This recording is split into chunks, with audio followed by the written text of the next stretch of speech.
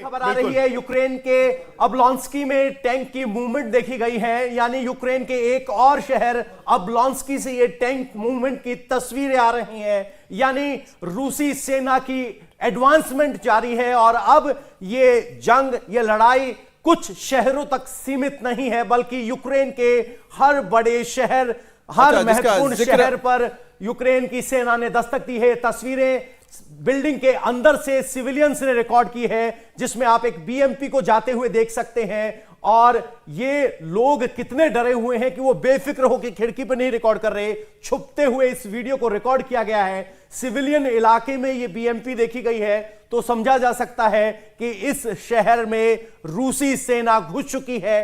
Dominance exercise के तौर पर इसको देखा जा रहा है और अगर यहां इन्हें कोई चैलेंज नहीं करता है तो समझिए कि अब्लोंस्की फिलहाल रूस के कब्जे में है। सिविलियन इलाके में पहुंच गए हैं बिना किसी रुकावट के। देखिए, रुकावट की इसमें कोई गुंजाइश इसलिए नहीं आ रही है क्योंकि जहां पर आप इस वक्त देख रहे हैं कि एक एक करके ये आर्मर्ड व्हीकल है जिसमें इन्फेंट्री ट्रूप्स हैं और एक तरह से इस इलाके में हम कह सकते हैं टो कर रहे हैं। और बड़ी खबर आपको बता दें, एक और बड़ी खबर इस वक्त आ रही है, यूक्रेन के हमले में रूसी काफिला तबाह हो गया है और यूक्रेन के गोस्टेमॉल में रूसी काफिले को तबाह कर दिया गया है। तो यह बड़ी खबर है कि यूक्रेन की ओर से लगातार रिटेलिएशन हो रहा है और नुकसान पहुंचाया जा रहा है और गोस्टेमॉल में रूस के काफिले पर हमला करके उसे तबाह कर दिया गया है। आपको बता दें, खार्किव में भी इसी तरह का हमला किया गया था सुबह सुबह, जिसकी तस्वीरें हमने आपको दिखाई थी। लेकिन इस वक्त हम आपको जो तस्वीर दिखा रहे हैं गोस्टेमॉल की दिखा रहे हैं और वहां पर देखिए जो रूस का जो काफिला था उस पर अटैक किया गया है और इस हमले में आप देखिए कि रूस की जो गाड़ियां हैं, जो वहां के फोर्सेस जा रही थी, उनकी गाड़ियों को तबाह किया गया है।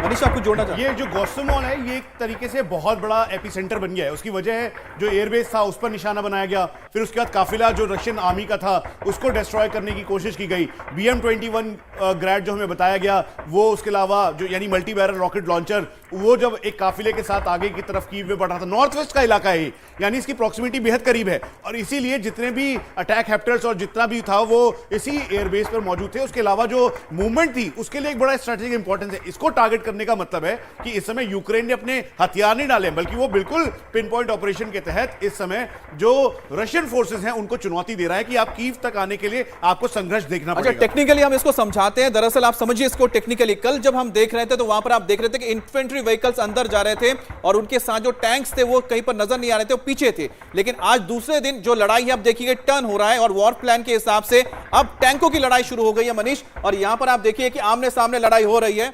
इंडिया टीवी हर वक्त हर जगह डाउनलोड करने के लिए सर्च करें India TV news Google play store या ऐप स्टोर पर।